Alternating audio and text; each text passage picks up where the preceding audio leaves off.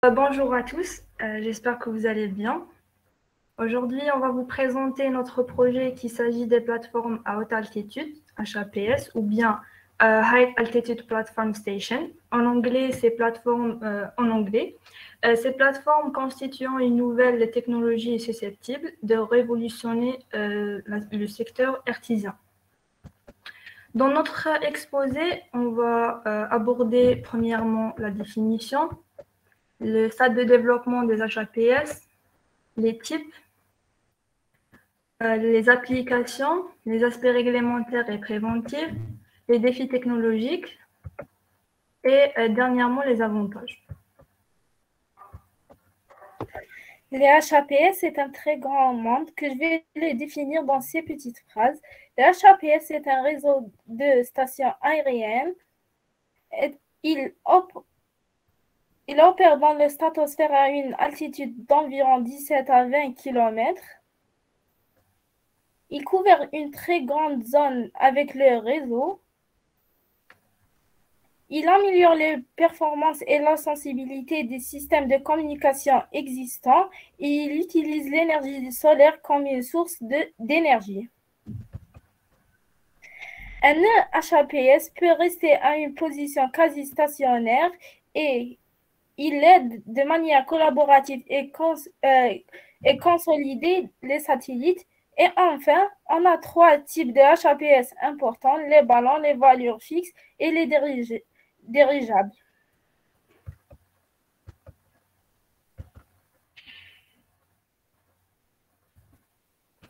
Les recherches intérieures sur HAPS se sont concentrées sur l'utilisation de cette technologie dans le domaine de la connectivité omniprésente et les applications de secours en cas de catastrophe. HAPS peuvent utiliser l'énergie solaire qui peut être combinée avec des batteries de stockage comme principale méthode d'approvisionnement en énergie. Les réseaux HAPS permettent d'offrir une large couvrance et une grande capacité pour desservir les zones suburbaines et rurales très peuplées, ainsi que les zones isolées à faible connectivité. Le développement du HAPS a eu plusieurs étapes. Les plus importantes, c'était en 1930, des vols stratosphériques de 15 d'altitude étaient déjà effectués en ballon avec nacelles pressurisées et pilotées. Et en 1970, le premier dirigeable a effectué un vol stratosphérique propulsé. Depuis cette date, il n'y avait aucun développement dans ce domaine jusqu'à 2021, où le dernier vol du système de la plateforme à haute altitude HAPS à énergie solaire d'Airbus, mettant enfin la campagne de vol Zephyr, la plus ambitieuse et la plus réussie à ce jour.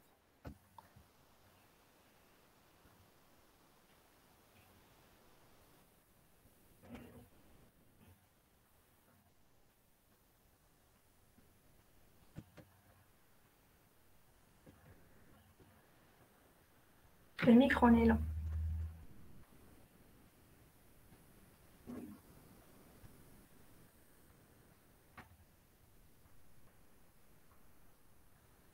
On vous entend pas. Je pense qu'elle n'est pas là, monsieur. Donc prenez le relais. 1 minute.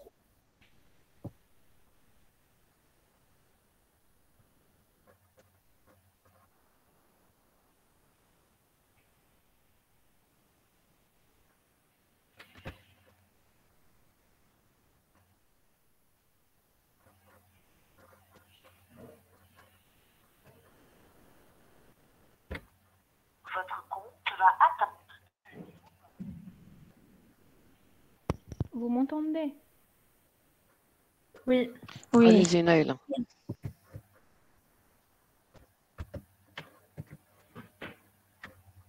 Est-ce que vous m'entendez? Oui, allez-y, on vous entend. Les plateformes à haute altitude se présentent sous 3 formes, ballons dirigeables et avions à voilure fixe. Comme dirigeable, on donne l'exemple du stratobus qui mesure 100 mètres de long et 30 mètres de diamètre. Il pèse 8 tonnes et peut embarquer de 250 à 450 kg de charge utile. Il est généralement employé pour des missions de surveillance aérienne ou dans le domaine de télécommunications. La durée de mission est de 5 ans. La deuxième forme que peut prendre HAPS sont les avions en voilure fixe ou les ailes volantes. Par exemple, le Airbus Zephyr qui mesure entre 25 et 35 mètres. Il est connu pour sa manœuvrabilité précise et un maintien en position sur des points au sol. Il a un poids total variant de 70 à 140 kg et pourra embarquer jusqu'à 75 kg de charge utile.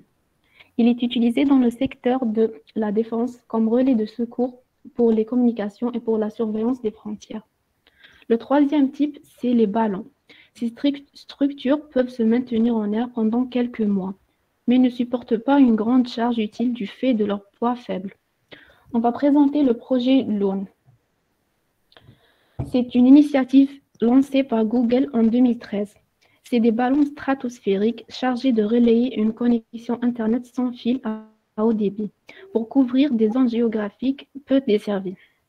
Ces ballons croiseraient entre 18 et 20 km d'altitude. Ils seront alimentés en énergie par des panneaux solaires qui se trouvent sur les ailes et tout le long de la structure. Le signal qu'on veut transmettre sera envoyé depuis le sol en utilisant une liaison bidirectionnelle, vers les ballons qui pourraient le relayer entre eux, avant d'être finalement renvoyé vers le sol, où il pourrait être capté par des antennes extérieures ou des téléphones équipés de la technologie LTE. LTE, c'est Long Term Evolution, c'est une norme qui décrit les évolutions des normes de téléphonie mobile. Chaque ballon peut couvrir jusqu'à 5000 km² et délivre une vitesse de connexion de 10 MB par seconde. Ce qui concerne les applications, premièrement, on a la surveillance terrestre. On peut également surveiller des sites critiques comme les usines et les raffineries de pétrole. La surveillance des feux de forêt, non seulement de surveiller, mais aussi aide les pompiers au sol à mieux gérer le feu, et la surveillance des frontières. Deuxièmement, on a la surveillance maritime. Donc, on peut avoir des détails de bateaux de pirates qui sont menaçants. On peut détecter également les bateaux pollueurs. On peut gérer le trafic maritime dans plusieurs endroits et la surveillance des frontières maritimes. Troisièmement, on a la surveillance d'environnement, la mesure de taux de carbone, de niveau et de rayonnement au-dessus des villes, mesure de la pollution de l'air, suivre les conditions méthodologiques et compléter les modèles météo. On complète tout ce qui est observation avec la surveillance urbaine. Ce qui concerne la sécurité routière, on peut, grâce à un HAPS, avec sa vision large, avoir les véhicules d'un quartier à un autre, avoir sa couleur et sa plaque d'identité. Surveillance des activités illégales et avoir les endroits où il y a des constructions illicites. Dans le domaine de télécommunications, HAPS est un complément de réseau qui peut aider localement à renforcer la communication et améliorer le débit, compléter les réseaux satellites si la demande est forte et si on a des pertes de débit, et aussi augmenter la couverture GPS dans les cas de catastrophes naturelles. Dans le domaine de communication militaire, HAPS permettra de différents groupes de combat d'avoir un lien avec leur quartier général et discuter un groupe à un autre sans la nécessité d'une antenne.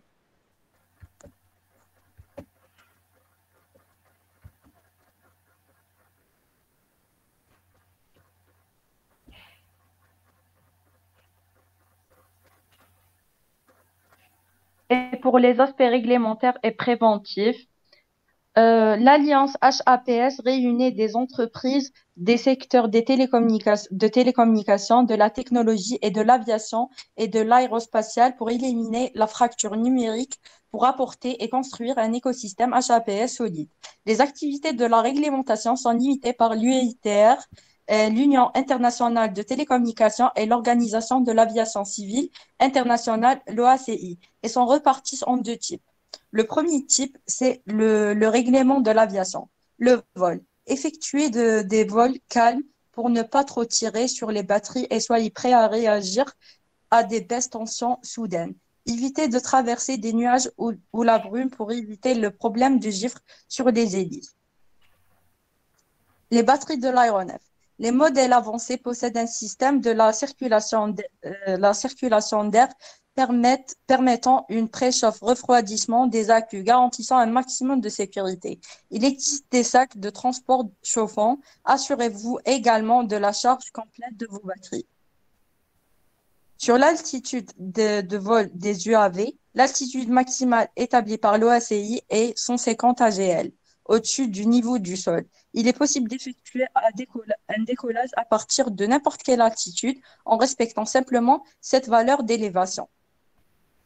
Les réglages des HAPS. On s'assurera de régler les paramètres de surveillance des HAPS en fonction des conditions de vol, notamment le paramètre fail-safe, qui permet d'effectuer un retour automatique au point de décollage de la machine. On choisira alors une autonomie suffisante pour permettre de couvrir la distance retour. Et pour le deuxième type, la réglementation spectrale.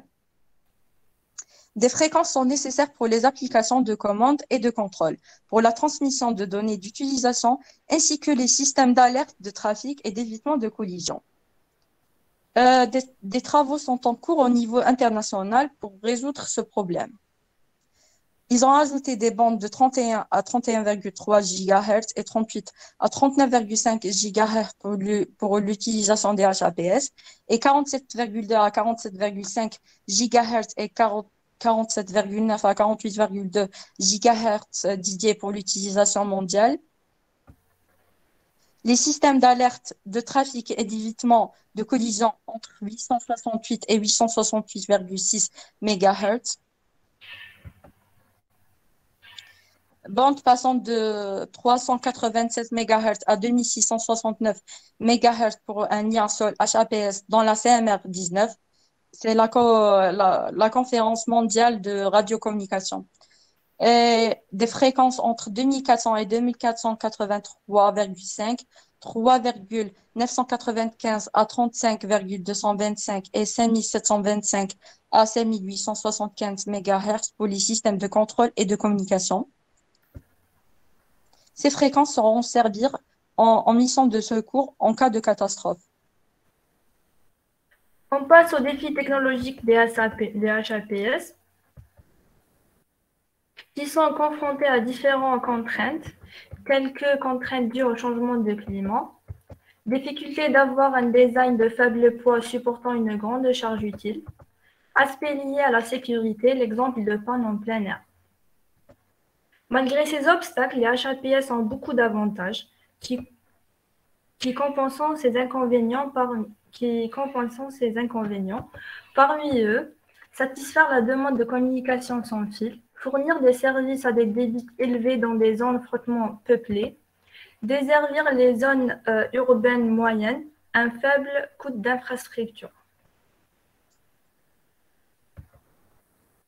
On conclut qu'un système mondial de télécommunications stratosphérique employant des plateformes fixes dans la stratosphère pourrait contribuer à satisfaire la demande de communication sans fil à grande vitesse et à un prix abordable dans le monde entier.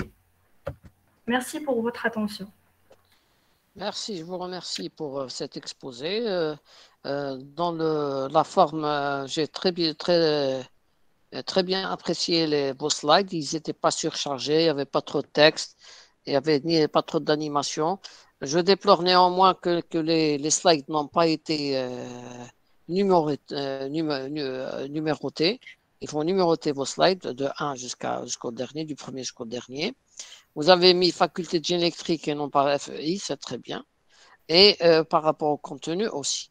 J'aimerais néanmoins apporter quelques précisions sur le contenu. Les HAPS, ou High Altitude Platform System, peuvent aussi être à des distances moins stratosphériques. La stratosphère, c'est à 20 km, mais ils peuvent aussi être à des distances de de 1 km d'altitude et même d'entre 1 et 5 et même un peu moins. Et ils peuvent être aussi attachés avec les fameuses tethered apps, c'est-à-dire les apps attachés, c'est-à-dire reliés par un câble vers le sol pour les maintenir au-dessus d'une position. Et ce câble-là est chargé aussi de transmettre des données du sol jusqu'au HAPS et du HAPS jusqu'au sol et de couvrir une certaine zone. Un exemple aussi édifiant a été testé il y a 2 ans, en 2020, en plein Covid, c'est juste avant le Covid, pardon, 2019, c'est lors de Waqfat Arafat où vous aviez 3 millions de personnes dans un site de 2 km², par exemple, et aucun réseau ne pouvait résister à un taux de charge aussi élevé, c'est-à-dire un nombre de personnes atteignant 3 millions de personnes communiquant avec leur smartphone en même temps et sur une zone limitée. Et pour remédier à ce problème, eh ben, c'était de mettre un dirigeable, un HAPS, au-dessus de Arafat et permettant aussi de couvrir toute la zone et de faire des transmissions avec 5G, avec la 5G et de permettre à tous les Hajj, à tous les pèlerins de filmer, d'envoyer leurs vidéos et de communiquer normalement sans fil. Donc, je vous remercie pour l'exposé que vous avez fait. Parmi les questions que je voulais vous poser, c'était est-ce que un des inconvénients, ce ne serait pas que pour le maintenir le HAPS sur une position fixe autour d'un point fixe, il ne serait pas mieux peut-être que de tenir compte aussi des aspects climatiques tels que le vent, qui généralement peuvent envoyer un dirigeable ou un ballon loin de la zone où il était destiné à y être. Donc, est-ce que vous avez une idée sur comment maintenir le HAPS au-dessus d'un point fixe? Vous pouvez répéter votre question, monsieur? Est-ce que, par exemple, les vents peuvent changer le point où est situé le HAPS? C'est-à-dire, ils peuvent déplacer le HAPS. S'il y a des vents en altitude qui sont importants, ils peuvent déplacer le HAPS et l'éloigner du point où il est destiné à être. Est-ce que vous avez une idée de ce qu'il faut faire pour lutter contre ce problème-là?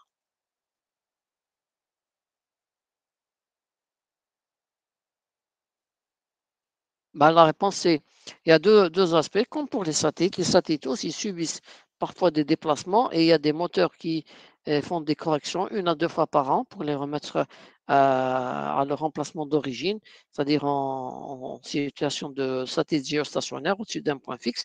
Pour les HAPS, il y a deux aspects, soit s'il n'est pas à une distance élevée, il faut carrément l'attacher au sol, c'est les tethered HAPS, les HAPS attachés, soit les munir de certains moteurs qui permettent, une fois qu'ils sont éloignés de leur point d'origine, de les faire revenir à ce point-là et de les y maintenir.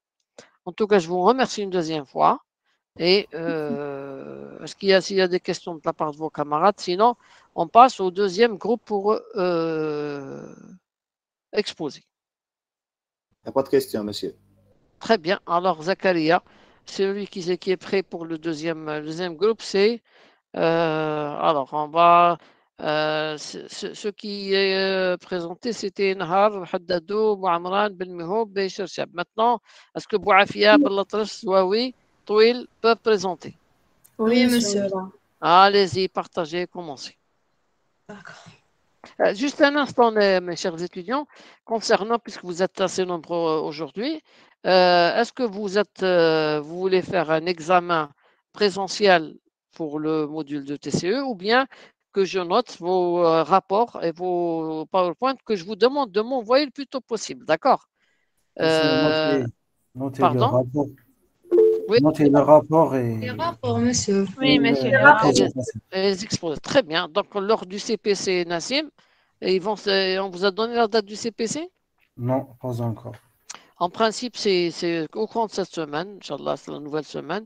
Donc, on sera présent et vous demanderez à ce que ce soit les rapports et les PowerPoint. Et moi, je suis tout à fait d'accord pour faire ça. Allez-y, on commence. Merci, monsieur. صح نسيت de rien. Et pardon pour les gens qui viennent d'exposer, est-ce qu'ils m'ont déjà envoyé leur Wafia et compagnie, leur Non, monsieur, pas PowerPoint? encore. Je ne l'ai pas encore, j'étais sûr, c'est pour ça que je voulais confirmer. D'accord. Le plus tôt possible, s'il vous plaît. D'accord, Non, monsieur. pour nous, monsieur, on l'a envoyé. Très bien, je sais, non, je parlais de gens qui ont fait sur les hubs. D'accord. نهار c'est Oui, نهار حددوا بوعمران بالميهاب et oui, شرشاب هكذا. oui. Alors je peux vous dire dès maintenant que votre note est de 18. Merci. مازال نشوف Merci. الآخرين. Ces Merci, 3 notes monsieur. pour l'exposé, c'était bien. Il reste le PowerPoint et je ferai la moyenne entre l'exposé et le PowerPoint. D'accord les jeunes? D'accord. Ça dépend du rapport que vous m'envoyez aussi. Oui. Ok. Allez-y. Bonjour monsieur, bonjour à tous, c'est l'étudiant Bonjour. Toyab Shakrakram. On va vous présenter aujourd'hui, moi et mon groupe, notre projet sous le thème de Deep-Payment. Commençons par le plan du travail. On a départagé notre travail en 4 parties. La première partie qui se compose de l'introduction, le concept du paiement électronique et l'apparition du paiement électronique, dont je vais présenter, et 3 autres parties qui se décomposent entre le fonctionnement du paiement électronique et l'objectif du paiement électronique, qui présente la deuxième partie, différence entre commerce traditionnel et commerce électronique, plus l'impact du e-payment, présente la troisième partie. Et en dernier lieu, on a l'usage et type d'e-payment et concluons notre projet par la conclusion. En ce qui concerne la définition d'e-payment, le paiement électronique est un moyen permettant d'effectuer de transactions commerciales pour l'échange ou bien ou du service sur Internet. Après avoir révolutionné les moyens de transmettre de l'information, Internet vient révolutionner les pratiques commerciales avec le commerce électronique et surtout en offrant la possibilité de transmettre de l'argent. Un paiement électronique, en bref, peut être simplement défini comme le paiement du bien ou du service sur Internet. Ensuite, il y a différentes méthodes pour le e-payment. Notez que l'une de ces méthodes les plus populaires et les plus courantes de nos jours est la carte de crédit. L'e-payment est utilisé par la majorité des personnes et entreprises ayant un commerce sur Internet car son concept est vraiment facile. Donc, le concept de e-payment ou bien le paiement électronique. Le paiement électronique est un échange d'argent réalisé à travers un système numérique. Il concerne en premier chef de transaction réalisé sur Internet ou via des réseaux de télécommunications, qu'elles soient engagées à partir d'un ordinateur ou d'un smartphone. Troisièmement, l'apparition du paiement électronique. En 1971, une piste magnétique est ajoutée aux cartes bancaires et le système du paiement par carte devient électronique grâce à l'IBM 360. Sur cette piste magnétique sont situées les informations indispensables à la validation du paiement. C'est pour lire ces cartes magnétiques qu'apparaissent les premiers terminaux du paiement électronique nommés TPE. Concernant le fonctionnement du paiement électronique, le paiement électronique commence par la banque, qui offre à ses clients des cartes qui permettent de régler les achats, comme la carte Visa, le PayPal et la carte Dahabia en Algérie. Sur ces cartes, vous toujours trouver au moins un logo, celui du système de paiement également appelé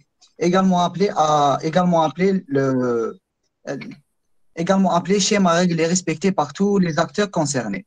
Lors d'un paiement électronique, un acteur ne deviendra partenaire officiel dans un processus de paiement que s'il remplit toutes les conditions du schéma de paiement. Lorsque vous payez vos achats, le magasin fournisseur du terminal du paiement qui loue, vend et installe les terminaux de paiement qui existent dans la plupart des commerces lorsque vous faites vos achats en ligne, c'est autour du prestataire du service de paiement de jouer son rôle. Cet acteur gère des pages de paiement en ligne. Il propose une sélection de plusieurs schémas de paiement.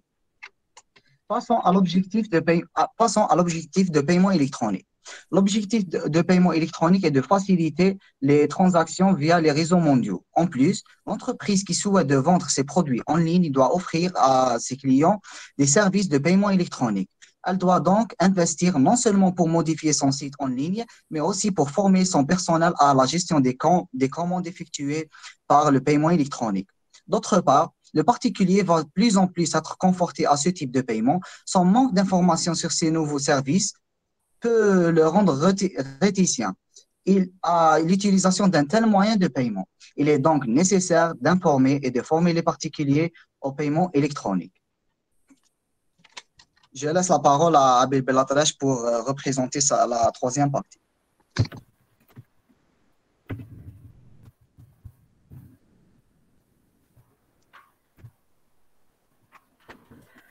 Alors, voici un tableau qui résume quelques différences entre le commerce traditionnel et le commerce électronique. Dans le commerce traditionnel, les transactions sont traitées manuellement, c'est-à-dire il se concentre sur l'échange de produits et services à travers des interactions personnelles. Il est limité à plusieurs heures dans la journée. Ses clients interagissent avec le visage de l'entreprise. Il est limité à un emplacement géographique particulier. Il n'y a pas de plateforme uniforme pour l'échange d'informations. Ses relations commerciales avec le commerce conventionnel sont linéaires. Sa livraison des services est instantanée. Et enfin, ses modes de paiement comprennent des espèces, des chèques et les cartes de crédit. Alors que dans le cas du commerce électronique, il existe un traitement automatique des transactions. Autrement dit, il se concentre sur l'échange de biens et de services via Internet. Contrairement au commerce traditionnel, il est ouvert 24 heures sur 24, 7 jours sur 7. Les produits et services ne sont pas examinés physiquement. Sa localisation géographique est mondiale et n'a aucune limitation physique. Il dispose d'une plateforme unique pour l'échange d'informations. Il adopte une stratégie marketing personnalisée. Et enfin, ces modes de paiement contiennent le transfert de fonds électroniques, cartes de crédit, etc. En effet, le e-payment raccourcit considérablement le cycle de vie des produits. Passons à l'impact de l'e-payment. Comme l'e-payment a des avantages et bien aussi des méfaits, le e-payment a plusieurs impacts sur l'économie, l'emploi, les implantations commerciales, etc. La situation est plus avantageuse aux e-commerçants en termes de concurrence face aux enseignes traditionnelles. Ces derniers qui sont délaissés par les consommateurs à l'issue des innovations et des bénéfices que présentent les sociétés en ligne. Celles qui profitent pleinement de cette satisfaisante avance pour ces bénéfices. Il représente beaucoup d'avantages. Prenons quelques exemples. Pouvoir faire du monde entier son lieu de travail potentiel. Vous pourrez donc désormais travailler de n'importe quel endroit dans le monde. Toucher des clients partout dans le monde et donc permet de toucher une zone beaucoup plus vaste. Il sert également à commercialiser